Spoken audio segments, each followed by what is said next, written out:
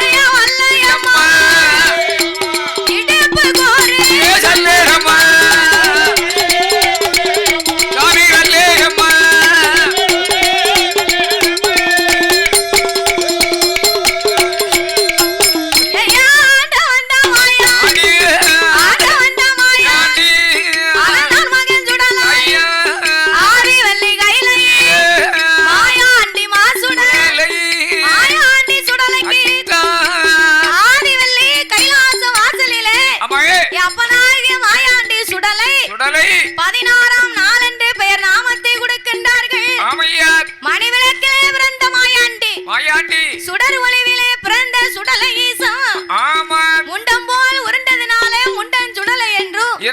மாடன்னு சொன்னாலும் அவர்தான் மாயாண்டின்னு சொன்னாலும் அவர்தான் சுடலைன்னு சொன்னாலும் அவர்தான் முண்டன்னு சொன்னாலும் அவர்தான் திருச்சுடலைன்னு சொன்னாலும் அவர்தான்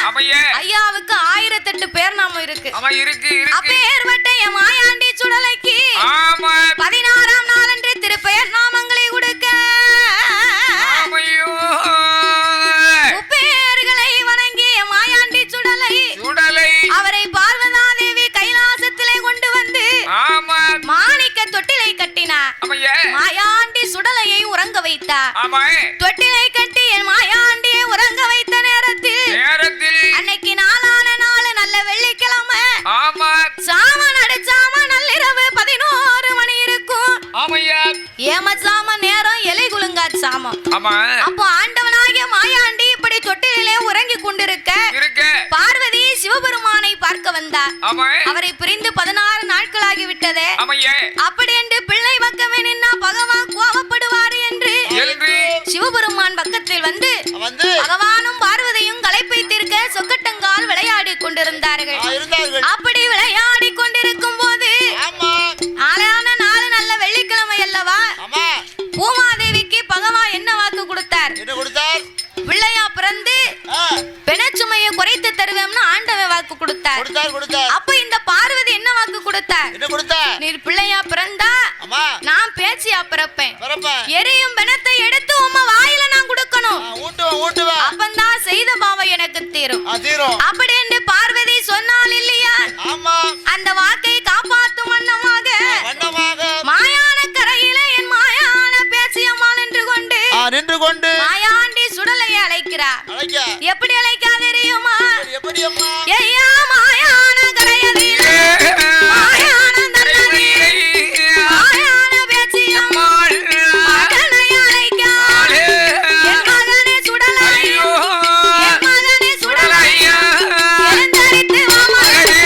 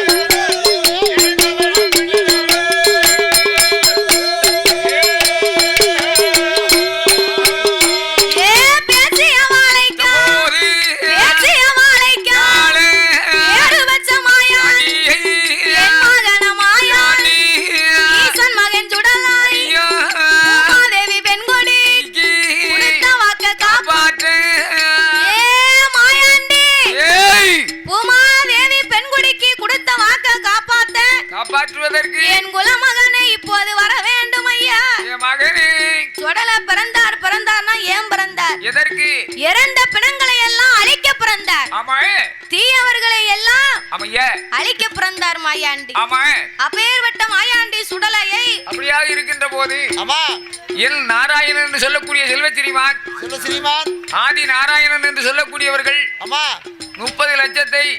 நமக்கு அன்பளிப்பாக செய்திருக்கின்றார். கயத்தார் நல்ல சாசா உடைய அருளால அவர் குடும்ப குலகோத்திரம் அல்ல வழி வழி வம்சம் அல்ல எப்படி அண்ணாச்சி வாழ வேணும் 100 கோடி அண்ணே வாழ வேணும் 100 கோடி அந்த மலை முருகன் சன்னதி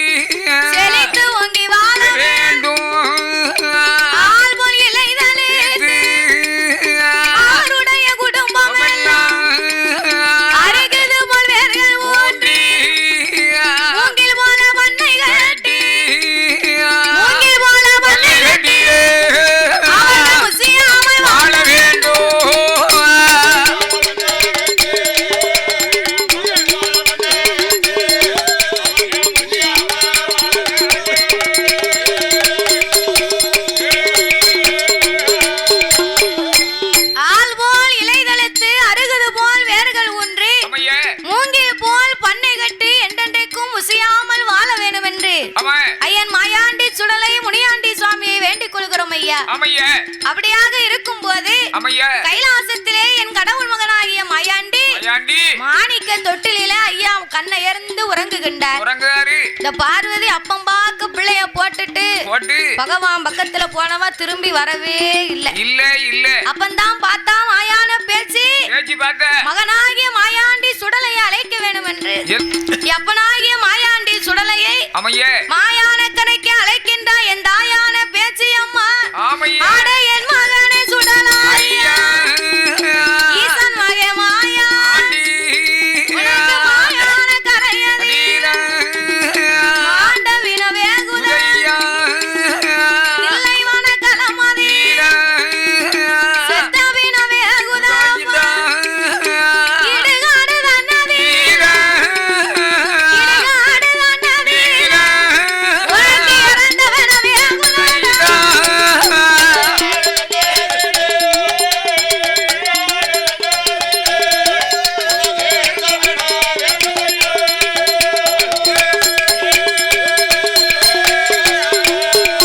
உனக்கு கட்டையில வெனமிருந்து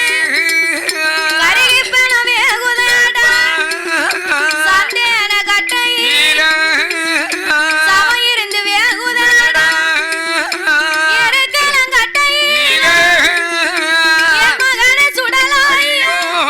உனக்கு இறந்தவன வேகுதடா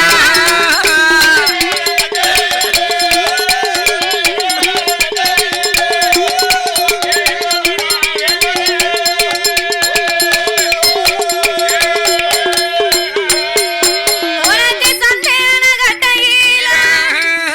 சமையிருந்து வேகுதடா பூசரங்கட்டையில் பொல்லாத மாயாண்டிக்கு வேயிருந்து வேகுதடா கொலவ போட்டு அழைப்பானா கொலவ போட்டு அழைப்பானா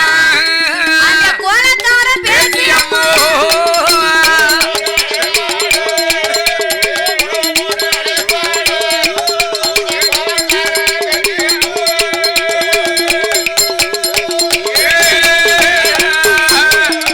ஏ மகனே மாயாண்டி அம்மா பால் குடித்தா உனக்கு அறவயிறும் நிறையாதப்பா தாயார் பால் குடித்தா உனக்கு தன் வயிறு நிறையாது மாயான வந்தானே மாண்டபினம் திங்கலாம் உன் மணி குடலை நிறைக்கலாம் தில்லை வனம் வந்தா செத்த பிணம் திங்கலாம் உன் சிறு குடலை நிறைக்கலாம் மகனே இடுகாடு வந்தா இறந்த பிணம் திங்கலாம் உன் இரு குடலை நிறைக்கலாம் என்று குலவு போட்டு அழைக்க என் தாயான பேச்சு அப்படி குலவு போட்டு அழைக்கும் போது பார்த்தார் மாயாண்டி சுடலை அம்மாளுடைய சத்தத்தை கேட்டார். அம்மா பேச்சு நம்மள மையான கரையில நின்னுலாம் அழைச்சுக்கிட்டு இருக்கா. இப்பமே நம்ம போனா மாயானம் சென்று மாண்ட பிணங்களை திங்கலாம் தில்லைவனம் போனா நம்ம செத்த பிணங்களை திங்கலாம் என்று என் மாயாண்டி சுடலை என்ன நினைக்கின்றா தெரியுமா? நம்ம அம்மா போன பார்வதியை காங்கல தாயான பேச்சு அம்மா வேற நம்மள அழைச்சுக்கிட்டு இருக்கா. நம்ம மையான கரைக்கு இப்படியே போக கூடாது. சின்ன பிள்ளையா போனா யாராவது நம்மள மதிப்பாங்களா? போகக்கூடிய இடத்துக்கு அந்த